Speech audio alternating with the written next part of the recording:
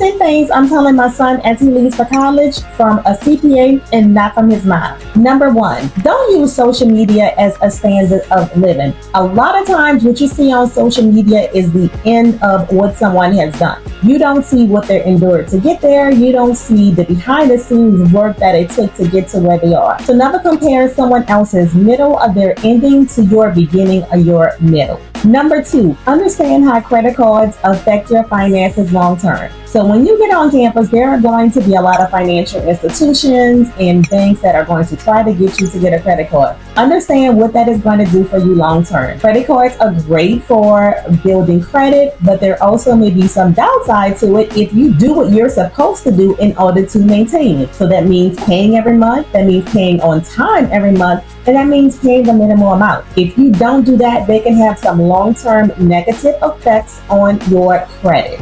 Number 3, you are never too young to save and to invest. When you save and you invest, that is paying your future self. And so the good thing about saving and investing is that the sooner that you start to do it, the sooner that you can retire. Number 4, understand the difference between simple interest and compound interest. So if you take out a loan or if you happen to get a credit card, you will be paying some type of interest on it. It can be either simple interest or compound interest. And the difference in the two can mean quite a bit of money at the end when it determines the final amount that you end up paying for an item. So understand what simple interest is. It is interest that is calculated based on the base amount of your loan, and compound interest is interest that is computed on the balance on the loan. So it compounds over and over every month. So understand the difference and understand what that means for you when you are purchasing an item either through a loan or through a credit card. Number 5, know that banks exist to make money. Yes, they do give you money, but their job is also to make money off of you. So you pay them in order to get money from them. And the way that they get money is through interest. So that's why it's extremely important to understand what your interest rates are, what you're paying in order to get the money from them, because that can affect you down the line in the future. Number 6,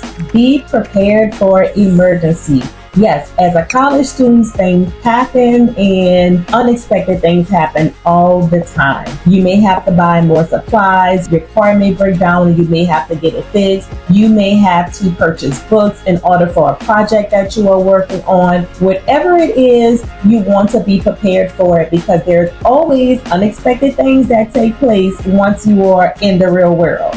Number 7, you want to establish a budget, because as a college student, you have a certain amount of money. You do not have access to unlimited funds, so you need to plan on how you are going to use the money that you do have. You may have to buy school supplies, you have to pay your bills, you may want to buy food, you want to buy clothing, and then you want to have a social life as well too. So you need to plan ahead of time how you are going to spend the money that you do have, because you only have a certain amount. If you do not plan on how you're going to spend it, then there is something that will not get paid. It's going to leave you stressed on how you're going to pay to get everything that you want and everything that you need. Number 8, be smart when you are buying anything. Understand the effects of making the purchase. Think about whether it's something that you want, think about whether it's something that you need, and think about the price of it. Is the price that you're paying worth it? Is it something that's going to last you long term? Is it something that you just want immediately because you want instant gratification? Think about it and be smart when you are making any purchase. Number 9,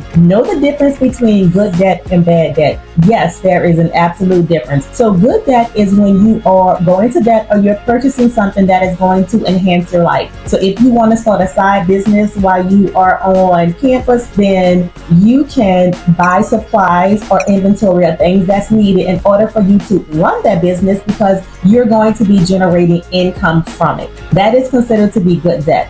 Now, bad debt are purchases that you buy just because you don't currently have the money to buy it. So when you get into debt to purchase something that you don't currently have the money for, and it's not going to enhance your life in any way, and it's not going to generate any income in any way, then that is going to be considered to be bad debt.